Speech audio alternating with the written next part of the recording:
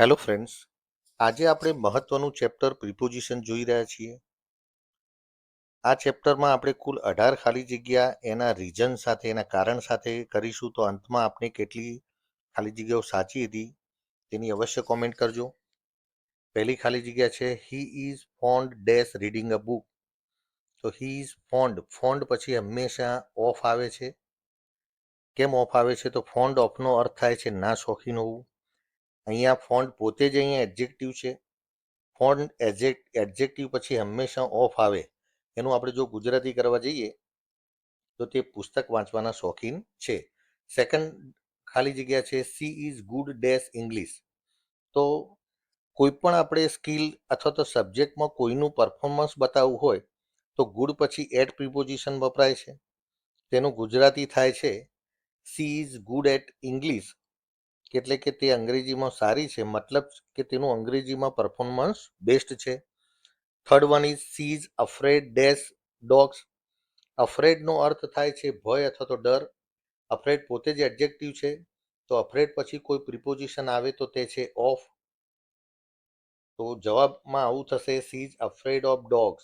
એનો મતલબ છે કે તેને કૂતરાનો ભય છે. ચોથું ખાલી જગ્યા છે he is institute dash pin drop silence.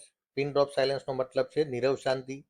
He is institute dash pin drop silence.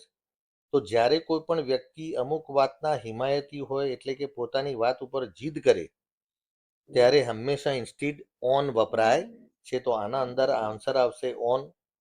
વાક્યનું જો ગુજરાતી કરીએ તો તેઓ પોતે he is instead on pin drop silence, એટલે કે તેઓ નીરવ શાંતિના હિમાયતી હતા. પાંચમી ખાલી જગ્યા છે સી ઇઝ એંગ્રી ડેશ મી.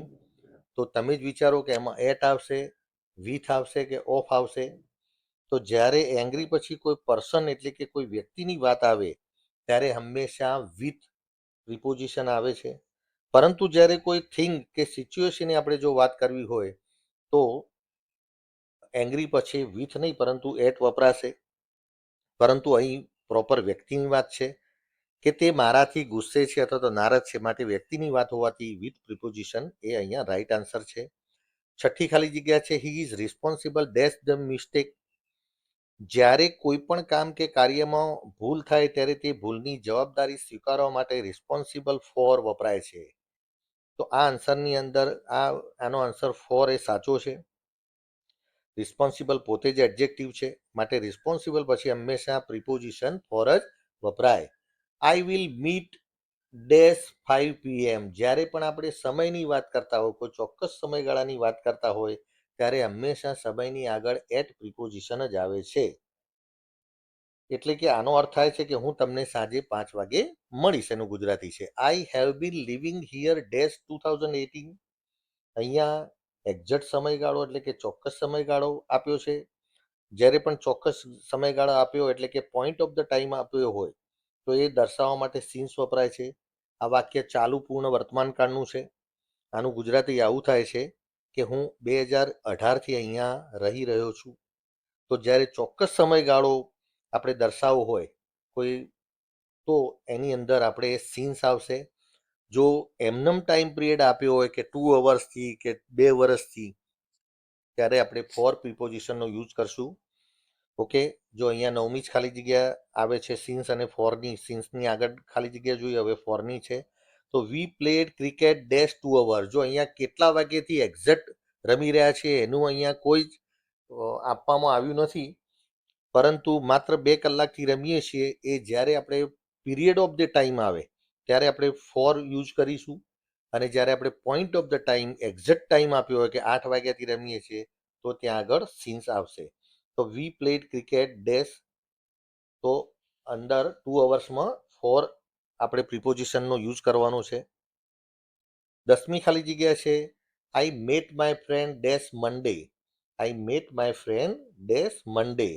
તો જ્યારે પણ મિત્રો ડે અને ડેટ આવે અને એની આગળ જો ખાલી જગ્યામાં પ્રિપોઝિશન વાપરવાનું હોય તો હંમેશા ઓન પ્રિપોઝિશન આવે છે. I met my friend on Monday. એનું ગુજરાતી થાય છે કે હું મારા મિત્રને સોમવારે મળ્યો હતો. 18મી ખાલી જગ્યા છે the examination starts dash 5th March.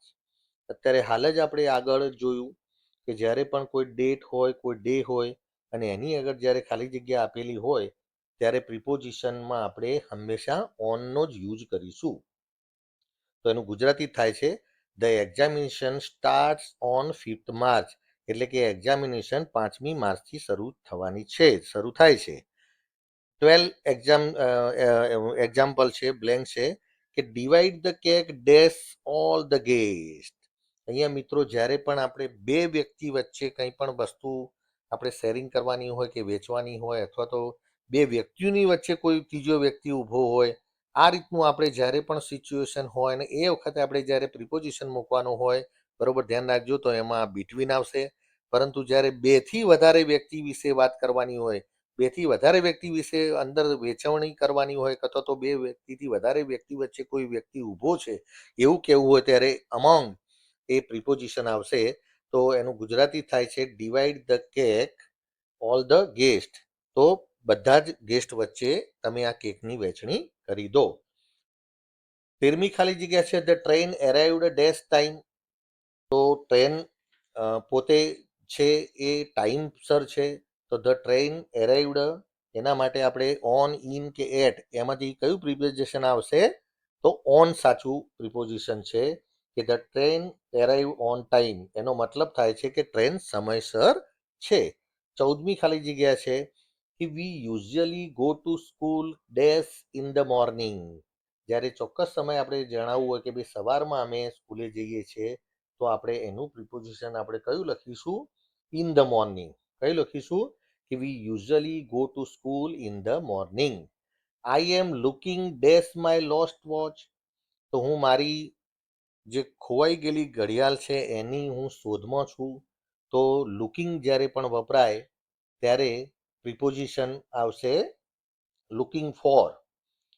I M looking for my lost watch, કે હું મારી જે ખોવાઈ ગયેલી ઘડિયાળ છે એના હું શોધમાં છું.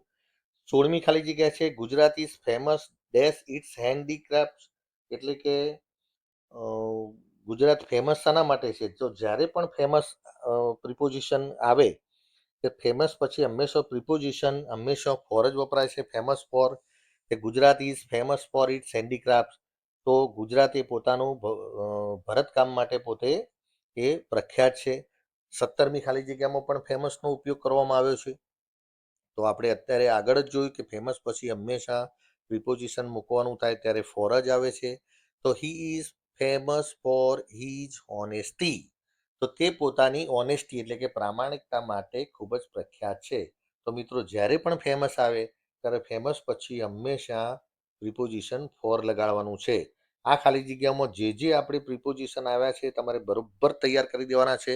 છેલ્લું આપણી ખાલી જગ્યા છે she is interested dash music. She is interested dash music.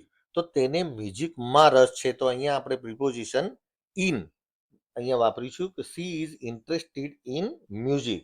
તો તેને મ્યુઝિકમાં ખૂબ જ રસ છે.